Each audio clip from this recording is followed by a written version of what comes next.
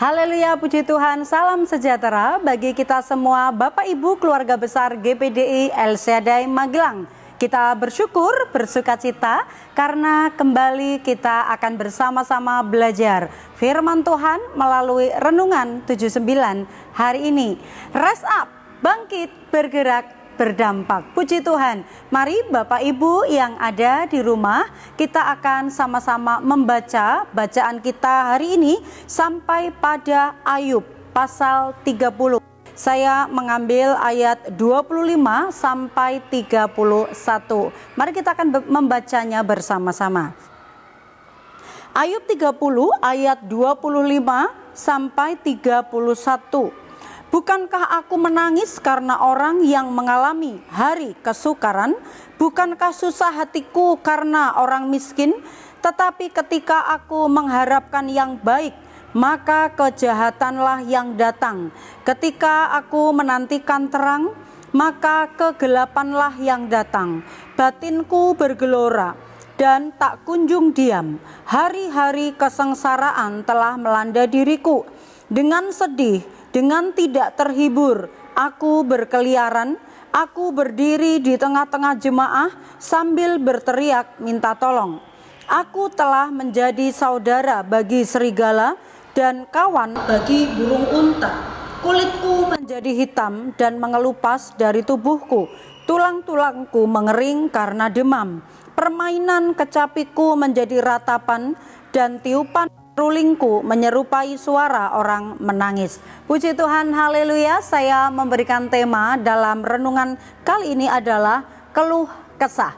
Observasi bacaan kita hari ini adalah tentang seruan Ayub dalam penderitaan. Seruan Ayub di tengah-tengah penderitaan dan pencobaan hidup yang dia alami. Ayub mengeluh seakan-akan bahwa Tuhan itu menekan dia. Mari kita menginterpretasi dari bacaan kita hari ini. Apakah pandangan kita tentang penderitaan? Seperti apakah sikap atau respon kita di saat kita menghadapi penderitaan? Harus bagaimanakah saat kita menghadapi penderitaan? Ada berbagai respon dari tiap-tiap orang ketika dia menghadapi penderitaan. Ada yang mungkin semangatnya menjadi padam, menjadi lemah. Ada orang-orang yang tidak pantang menyerah dan dia berusaha berjuang melawan penderitaan itu sehingga dia kuat dan mampu bertahan untuk menghadapinya.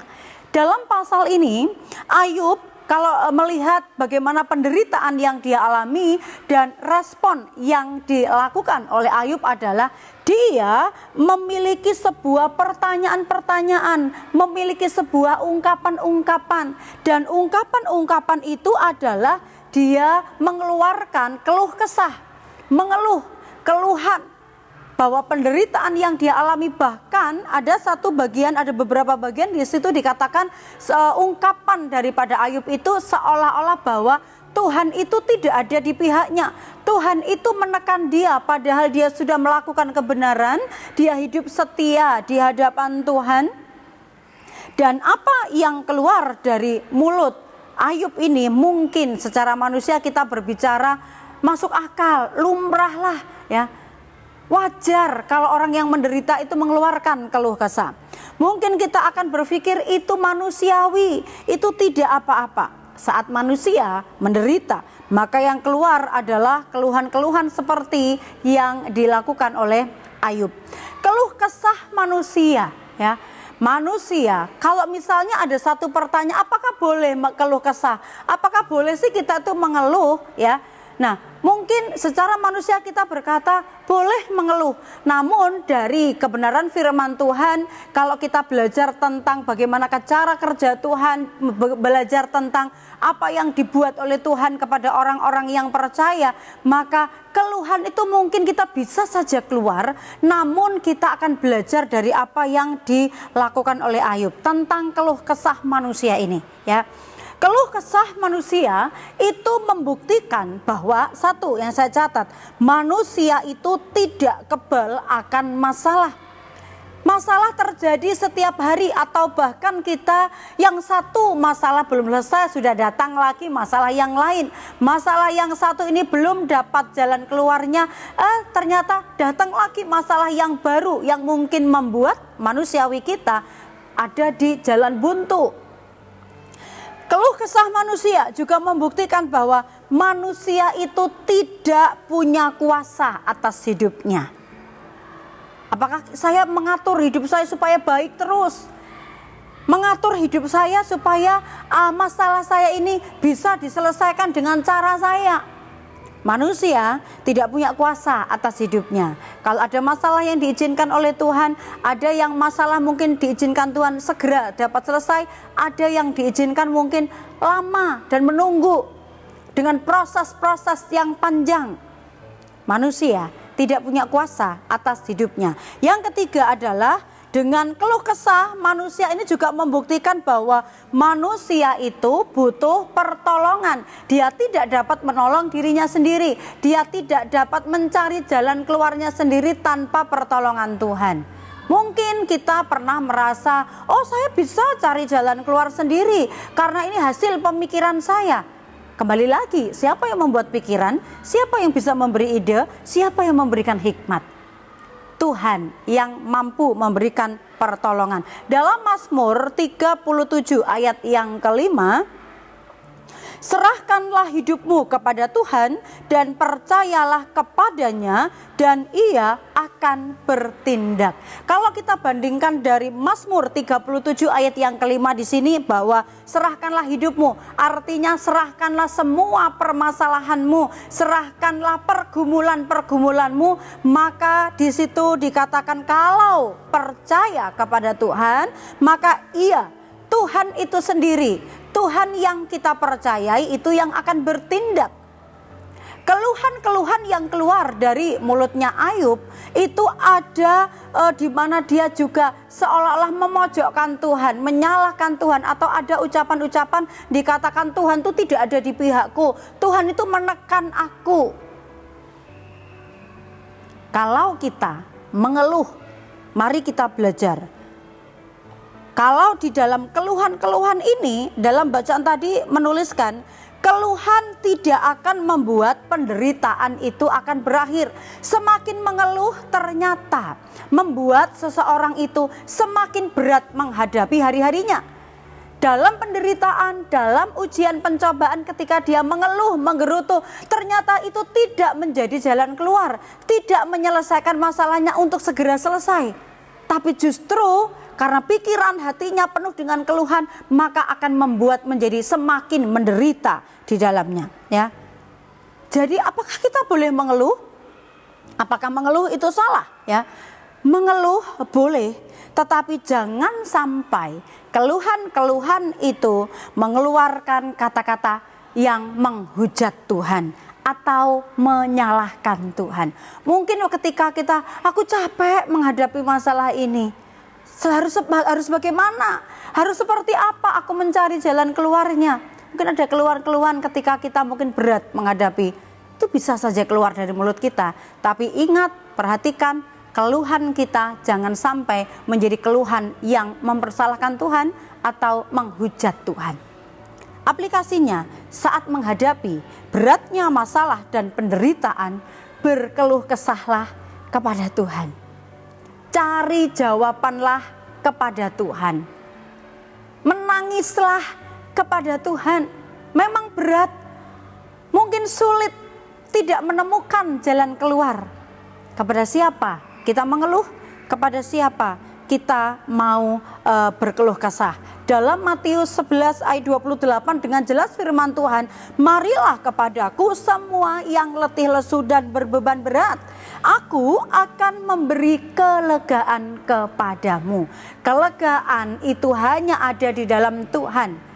Mungkin dunia menyediakan jawaban, tetapi kelegaan itu hanya dapat kita peroleh saat kita datang kepada Tuhan. Mazmur 147 ayat 3. Ia menyembuhkan orang-orang yang patah hati dan membalut luka-luka mereka. Mazmur 42 ayat 6. Mengapa engkau tertekan, hai jiwaku, dan gelisah di dalam diriku? Berharaplah kepada Allah, sebab aku akan bersyukur lagi kepadanya, penolongku dan Allahku. Dari beberapa ayat ini, baik Mazmur ya maupun di dalam Matius yang merupakan ungkapan dari perkataan Yesus sendiri, ada sebuah undangan. Manusia mungkin boleh berkeluh kesah, tapi jangan sampai keluh kesahnya itu mendatangkan dosa. Tetapi ingat kembali saat berbeban berat, kemana tujuan kita untuk berkeluh kesah? Kemana alamat kita itu mengeluh? Di dalam Alkitab memberikan jawaban, mari kepadaku, datang kepada Yesus. Yesus menyediakan tempat, membuka tangannya, membuka hatinya, bersedia mendengar keluh kesah kita. Dan di dalam Mazmur tadi dikatakan, kalau kita sementara hati kita terluka, kalau hati kita sementara lemah, tersakiti karena banyaknya masalah, dikatakan Tuhan itu menyembuhkan orang-orang yang patah hati, orang-orang yang terluka. Juga dikatakan dalam Mazmur 42 tadi, berharaplah kepada Allah. Sebab kalau kita bersyukur kepada Tuhan, datangnya Allah itu sebagai penolongku, jawaban dari doa-doaku. Alamat yang tepat untuk kita berkeluh kesah adalah datang kepada Tuhan, dan dikatakan oleh Yesus sendiri, aku akan memberikan kelegaan kepadamu. Jawaban dari Tuhan adalah jawaban sekaligus mendatangkan kelegaan. Itu sebabnya jangan berkeluh kesah kepada manusia, jangan berkeluh kesah kepada yang lain yang tidak memberikan solusi, tidak memberikan sukacita, tidak memberikan damai, bahkan tidak bisa memberikan kelegaan kepada kita. Datang kepada Yesus, satu-satunya jawaban yang dapat memberikan kelegaan bagi kita. Amin. Puji Tuhan, saya percaya Bapak Ibu adalah orang-orang yang diberkati oleh Tuhan. Kita adalah umat-umat yang diberkati oleh Tuhan. Mari kita terus membawa hidup kita untuk terhubung dengan Tuhan. Dalam keadaan suka maupun duka, dalam keadaan kita memiliki banyak masalah atau dalam keadaan kita baik-baik saja, mari terus bawa hati dan pikiran kita terhubung kepada Tuhan. Kalau hati kita terus terhubung dengan Tuhan, kita percaya sekalipun ada masalah, kekuatan Tuhan itu beserta dengan kita. Dan juga tawaran Tuhan, marilah kepadaku, orang yang letih lesu dan berbeban berat. Jawaban yang melegakan datangnya daripada Tuhan. Tuhan Yesus memberkati. Saya percaya Bapak Ibu senantiasa mendapatkan banyak berkat dari setiap renungan-renungan yang disampaikan melalui Renungan 79 setiap harinya. Terima kasih buat kesetiaan Bapak Ibu, dan apabila Bapak Ibu diberkati melalui penyampaian renungan firman Tuhan dalam Renungan 79 setiap harinya, kemudian Bapak Ibu ingin menyampaikan sebuah kesaksian atau pokok-pokok doa tertentu, Bapak Ibu dapat menyalurkannya melalui chat WhatsApp 0813 274 20088. Mari bertumbuh bersama, saling mendukung, saling mendoakan. Kita percaya bahwa karya Tuhan melalui Roh Kudus itu memampukan kita, menjadikan kita orang-orang yang tampil sebagai pemenang. Puji Tuhan, mari kita sambut firman Tuhan ini dengan sukacita. Kita berdoa.